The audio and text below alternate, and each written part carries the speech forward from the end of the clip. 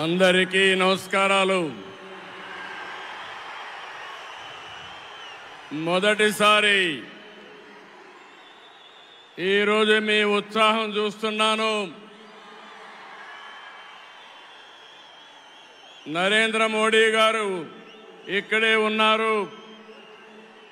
కడాన ఆయన క్రమశిక్షణ మీరు నేర్చుకోవాల్సింది.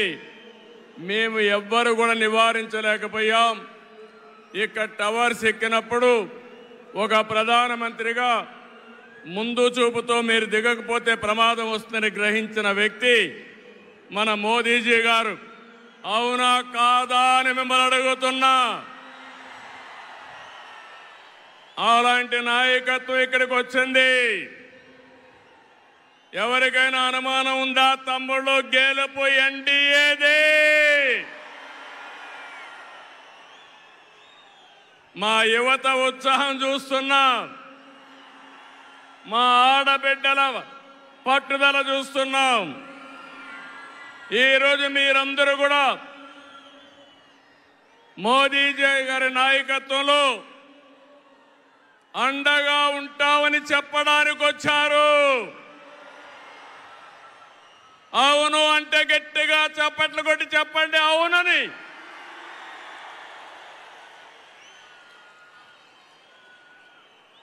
ఈ సభలో ముఖ్య అతిథిగా పాల్గొన్న గౌరవ ప్రధాని, ప్రగతివాది నరేంద్ర మోదీ గారికి స్వాగతం, సుస్వాగతం.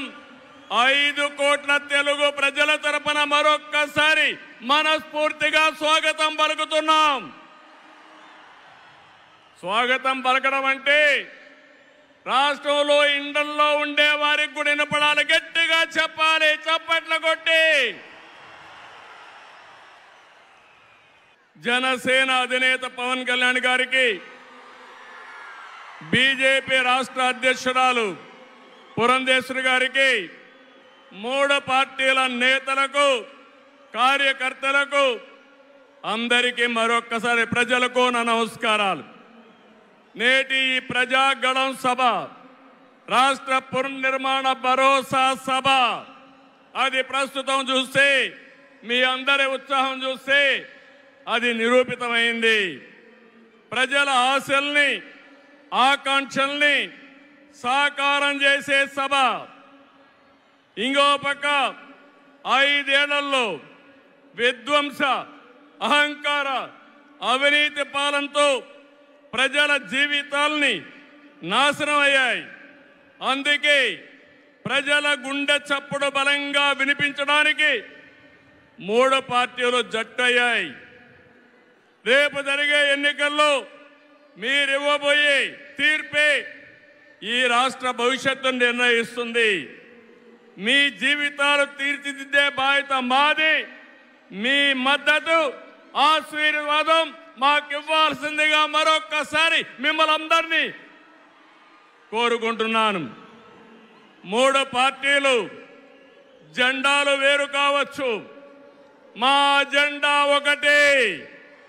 అదే సంక్షేమం, అదే అభివృద్ధి, అదే ప్రజాస్వామ్య పరిరక్షణ.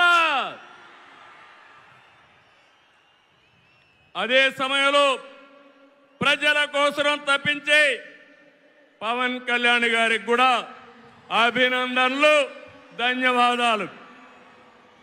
మోదీ గారు ఒక వ్యక్తి కాదు, భారతదేశాన్ని విశ్వగురువుగా మారుస్తున్న ఒక శక్తి. అవునా కాదా?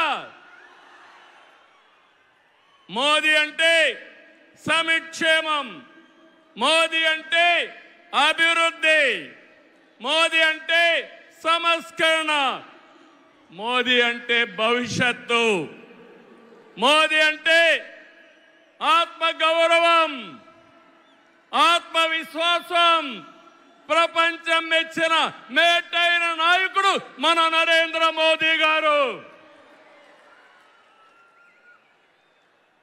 ప్రధానమంత్రి అన్నా యోజన, ఆవాస్ యోజన, ఉజ్వల యోజన, కిసాన్ సమ్మాన్ నిధి, పిఎం ఆయుష్మాన్ భారత్, జల జీవన్ మిషన్ వంటి పథకాలతో సంక్షేమానికి కొత్త నిర్వచనం చెప్పిన వ్యక్తి నరేంద్ర మోదీజీ. సంక్షేమ పథకాలు అందిస్తున్నాయి దేశాన్ని బలమైన ఆర్థిక శక్తిగా మార్చడానికి make in India, startup India, skill India, digital India, Gatishakti, Bharatmala వంటి అభివృద్ధి కార్యక్రమాలతో సంపద సృష్టించిన వ్యక్తి మోదీ గారు. డిమానిటైజేషన్, జిఎస్టి వంటి సంస్కరణలతో దేశ ఆర్థిక ముఖ చిత్రాన్ని మార్చిన వ్యక్తి మోదీ గారు.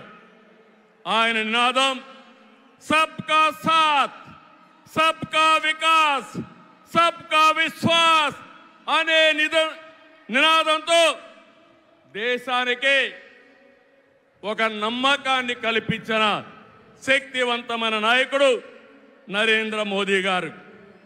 కోవిడ్ సంక్షేమం జ్ఞాపకం ఉందా తమ్ముళ్ళు? ప్రపంచంలో ఎవ్వరూ చేయలేని విధంగా ఆ సమయంలో సమయస్ఫూర్తిగా చేసి మన ప్రాణాలు రక్షించిన వ్యక్తి నరేంద్ర మోదీ గారు. అవునంటే గట్టిగా చప్పట్లు కొట్టి అభినందించమని మిమ్మల్ని అందరినీ కోరుతున్నా. 100 దేశాలకి వ్యాక్సిన్ ఇచ్చి దేశ సమర్థతని చాటి చెప్పిన వ్యక్తి. ప్రపంచంలో 11వ స్థానంలో ఉన్న ఆర్థిక వ్యవస్థని 10 ఏళ్లలో 5వ స్థానానికి తీసుకొచ్చారు. రాబోయే రోజుల్లో ఈ స్థానం నుంచి 3వ స్థానానికి వస్తాం. అంటే ప్రపంచానికి అమెరికా, చైనాతో ధీటైన ఆర్థిక వ్యవస్థను తెచ్చే శక్తి, సామర్థ్యం నరేంద్ర మోదీ గారికి ఉన్నాయని చెప్పి కూడా నేను మీకు తెలియజేస్తున్నా. వికసిత్ భారత్ నరేంద్ర మోదీ గారి కళ. వికసిత్ ఆంధ్రప్రదేశ్ మనందరి కళ కావాలి. వికసిత్ భారత్ దిశగా దేశం దూసుకుపోతుంది. ఈ ప్రయాణంలో వచ్చే అవకాశాల్ని అందిపుచ్చుకొని ఏపీ కూడా అభివృద్ధి చెందాలి. మన జీవితాలు బాగుపడాలి. పేదరికం లేని దేశం మోదీ గారి కళ, ఆయన సంకల్పం. ఈ రాష్ట్రంలో పేదరికం లేకుండా చేయడం మన సంకల్పం కావాలి. అందుకే మనం అందరం ఆయన ఆశయాలతో అనుసంధానం కావాల్సిన అవసరం ఉంది. ఒక విషయం ఇక్కడ చెప్పాలి.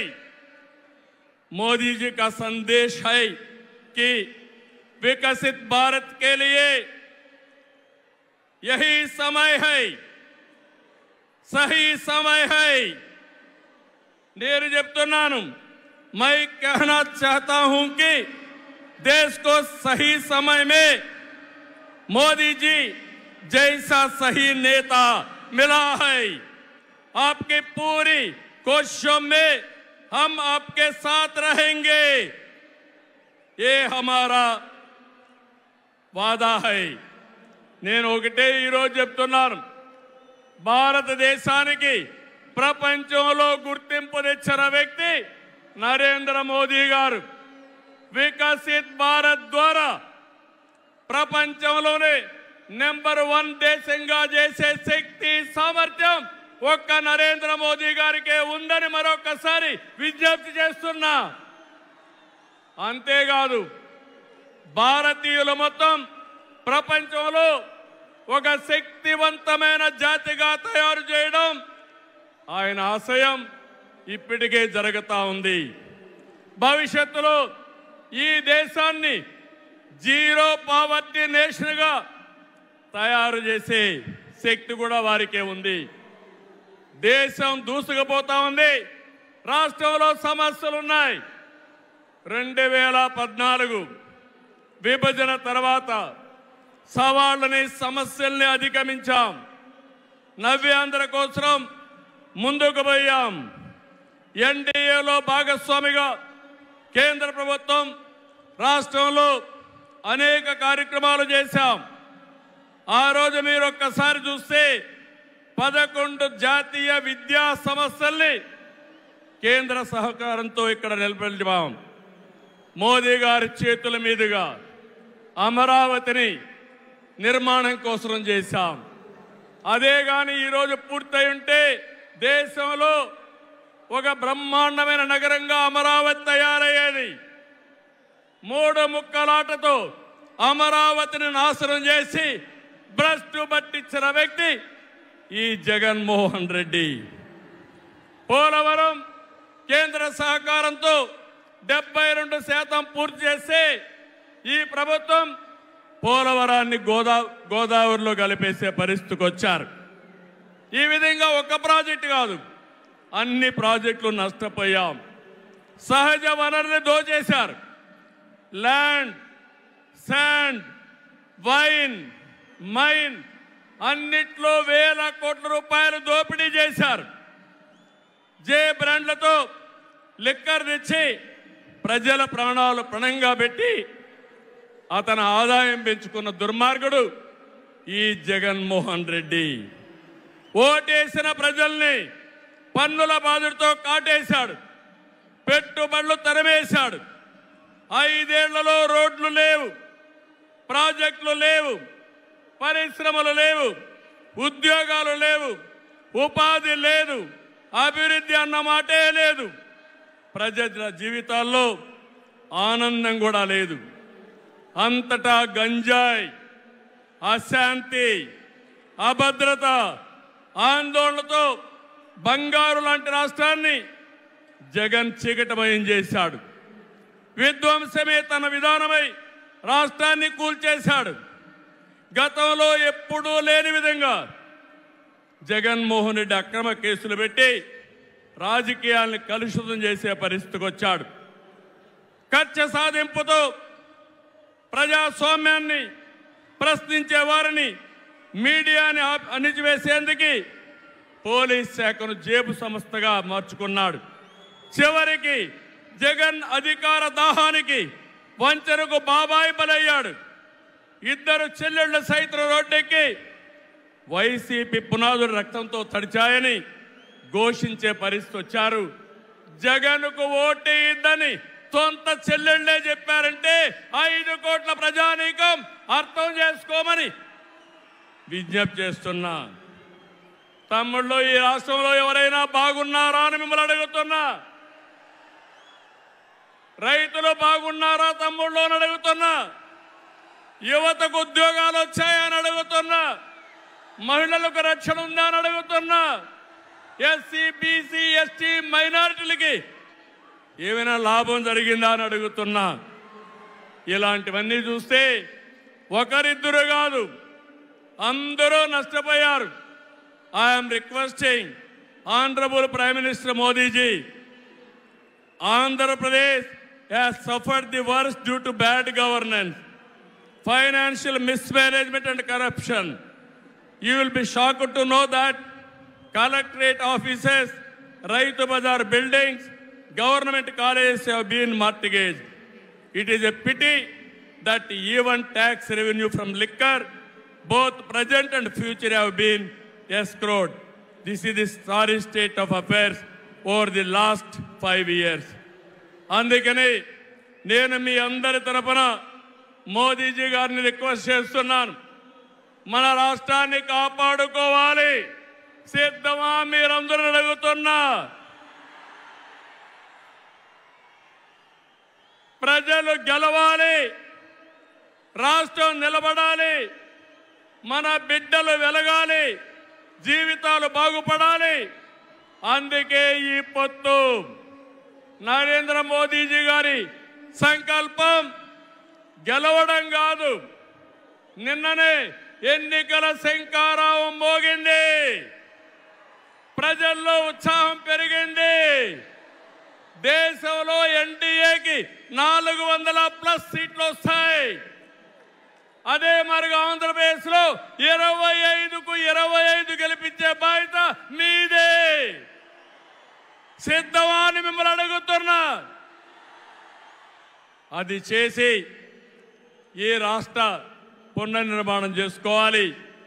మోదీజీ గారి నాయకత్వంలో దేశాన్ని ముందుకు తీసుకుపోతే ఎన్డీఏ పాలనలో ఆంధ్రప్రదేశ్ని బాగు చేసుకుందాం.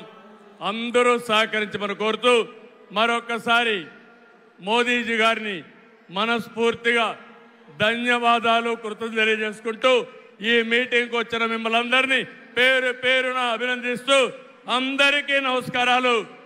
జై ఆంధ్రప్రదేశ్, జై భారత్, జై హింద్.